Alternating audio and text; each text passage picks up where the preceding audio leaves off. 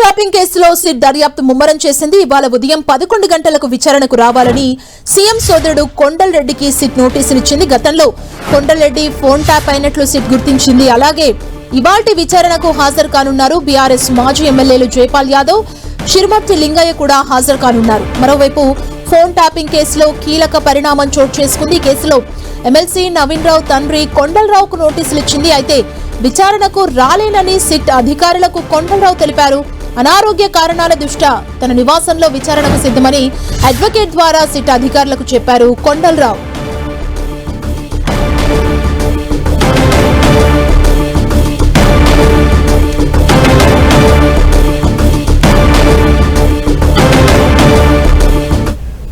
ఇక ఈ రోజు జరిగే విచారణకు సంబంధించి మరింత సమాచారాన్ని మా ప్రతినిధి కిరణ్ మనకు అందిస్తారు. కిరణ్,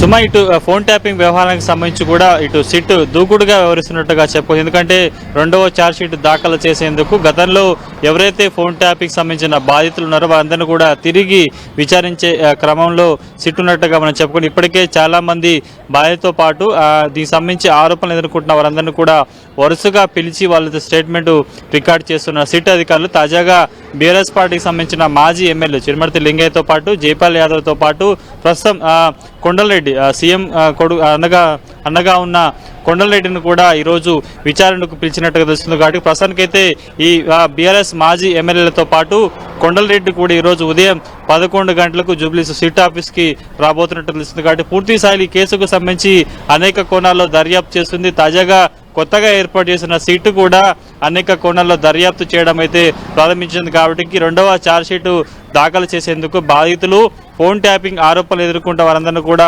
వరుసగా విచారించినట్టు తెలుస్తుంది. కాబట్టి గత కొద్ది రోజుల క్రితం బీఆర్ఎస్ పార్టీకి సంబంధించిన నేతలను కూడా ఒక్కొక్కరిగా పిలిచి అందుకు సంబంధించి గతంలో ఈ ఎస్ఐబికి సంబంధించిన అధికారులతో మీ పాత్ర ఏంటి, వారితో మీకు సన్నిహిత సంబంధాలు ఉన్నట్లుగా తెలుస్తుంది. కాబట్టి అందుకు సంబంధించిన వివరాలను కూడా తెలుసుకునే ప్రయత్నం చేశారు. కాబట్టి తాజాగా మరొకసారి బీఆర్ఎస్ పార్టీకి సంబంధించిన నేతలను వరుసగా ఇటు విచారణకు పిలిచినట్టుగా చెప్పాల్సి ఉంటుంది. కాబట్టి రానున్న రోజుల్లో మరికొంతమంది బీఆర్ఎస్ పార్టీకి సంబంధించిన ముఖ్య నేతలను కూడా సిట్టు విచారణకు పిలిచే అవకాశం ఉంటుంది. అందులో భాగంగానే ప్రస్తుతం మనం చూసుకోవచ్చు బీఆర్ఎస్ పార్టీకి సంబంధించిన మాజీ ఎమ్మెల్యే చిరుమర్తి లింగయ్య కూడా గత సిట్టు ఏర్పాటు చేసినప్పుడు గతంలో మొదటిసారి కూడా ఆయన వచ్చి ఆయన వాంగ్మూలాలను కూడా రికార్డ్ చేసిన పరిస్థితుంది. కాబట్టి తాజాగా మరొకసారి ఈ కేసుకు సంబంధించి కూడా అప్పట్లో ఆరోపణలు ఎదుర్కొన్న వారు బాధితులను కూడా వరుసగా మరొకసారి పిలిపించి వారి స్టేట్మెంట్ రికార్డ్ చేసే అవకాశం ఉందని తెలుస్తుంది. కాబట్టి తాజాగా కొత్త విషయం ఏంటంటే సీఎం అన్న కొండలరెడ్డి కూడా ఫోన్ ట్యాపింగ్ బాధిత అన్నట్టుగా సిట్టు గుర్తించి అందుకు సంబంధించిన కొన్ని ఆధారాలు కూడా ఇప్పటికే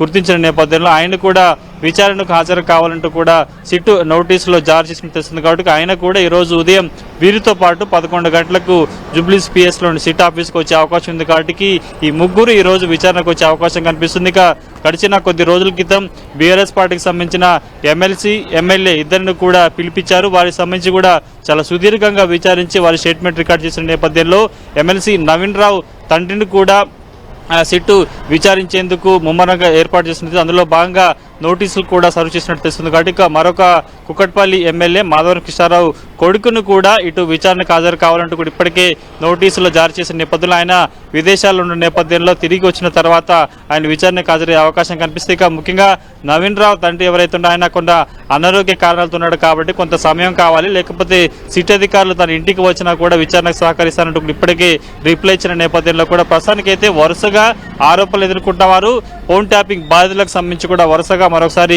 స్టేట్మెంట్ రికార్డ్ చేస్తున్నట్టుగా మనం చెప్పుకోవాలి. సుమా, థ్యాంక్ యూ కిరణ్.